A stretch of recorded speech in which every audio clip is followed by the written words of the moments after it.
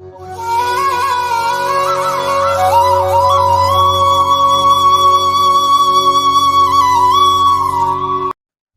பக்தர்களுக்கு என் அன்பு வணக்கங்கள்.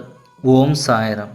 என் அன்பு குழந்தையே, சாய் அப்பாவின் 103வது மகா சமாதி நாள் இன்று. துவாரகமாயை அடைந்த மாத்திரத்தில் பெரும் துன்பத்திற்கு உள்ளானவர்களும் கூட மிகுதியான சந்தோஷத்தை அடைவார்கள்.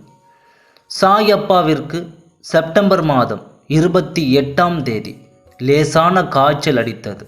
3 நாட்களில் காய்ச்சல் குணமாகியும் விட்டது. ஆனால் சாயப்பா சோர்வாகவே காணப்பட்டார். இந்த நிலையில் தன் உயிருக்கு உயிரான செங்கல் உடைந்ததால் அவர் சாப்பிடுவதை குறைத்து கொண்டார். இதனால் அவர் உடல்நிலை பலவீனமானது. 16 நாட்களாக அவர் வழக்கம் போல் சாப்பிடவில்லை.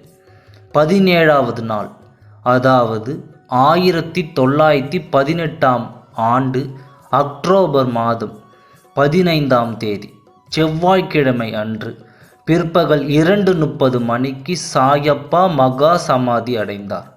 அன்று விஜயதசமி தினமாகும். மிக மிக உயர்வான நாளாகவே கருதப்பட்டது.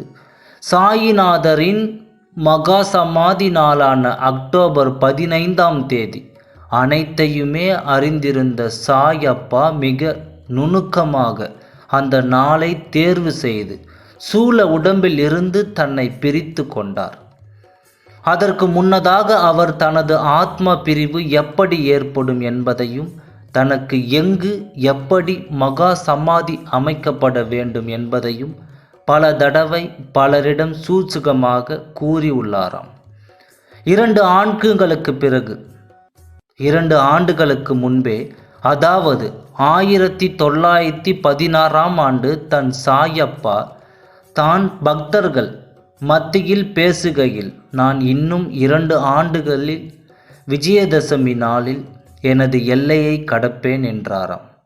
ஆனால் அது அங்கிருந்த யாருக்கும் புரியவில்லை. 1918ஆம் தேதி அந்த பேச்சிற்கான அர்த்தம் புரிந்தது. சாயப்பா மகா சமாதி அடைவதற்கு 10 நாட்களுக்கு முன்பு சாயப்பா தன்னை சந்திக்க வந்த ஒரு பக்தரிடம், அம்மா, எனக்கு துவாரகமாயிலும் சாவடியிலும் மாறி மாறி இருந்து சலித்து விட்டது. கழிப்பாகவே உணர்கிறேன். எனவே கட்டி கொண்டிருக்கும் புதிய கட்டிடத்துக்கு போகலாம் என்று நினைக்கிறேன். அங்கு சென்ற பிறகு பெரிய பெரிய மனிதர்கள் எல்லோரும் என்னை அங்கு தேடி வருவார்கள் என்று கூறினாராம். அப்போது சிலர் மட்டும் சாயிநாதர் தனது மகா சமாதியை புதிய கட்டிடத்தில் அமைத்து கொள்ள விரும்புகிறார் என்பதை உணர்ந்து கொண்டனர். இந்த சம்பவத்துக்கு பிறகு சாயிநாதர் வெளியில் செல்வதை குறைத்து கொண்டாராம். உணவுக்காக பிச்சை எடுக்க போவதையும் நிறுத்திவிட்டாராம்.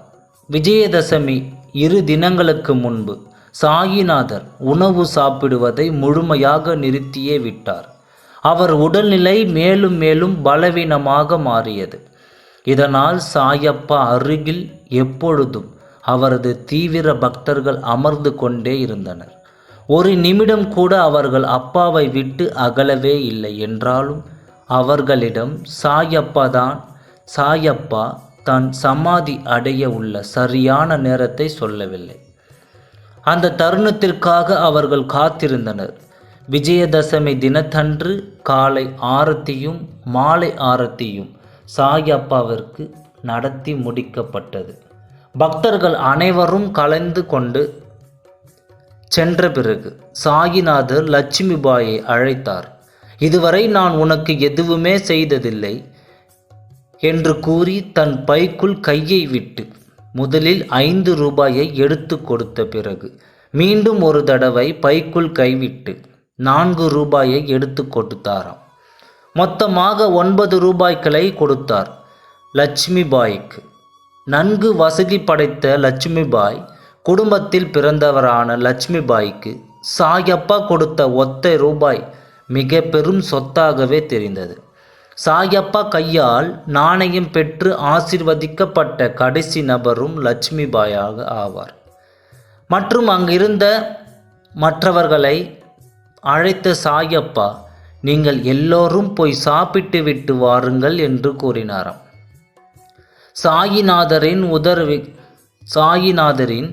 உத்தரவை ஏற்று அவர்கள் இருவரும் சாப்பிடுவதற்கு சென்று விட்டனர். சில நிமிடங்கள் சென்றன. பிற்பகல் 2:30 மணியும் ஆனது. அப்பொழுது சாயப்பா தனக்கு குடைப்பிடித்து வருபவரும் தோல் நோயால் பாதிக்கப்பட்டவருமான ஒரு பக்தரை அருகில் அழைத்து அவர் தோளில் சாயப்பா சாய்ந்து கொண்டாராம்.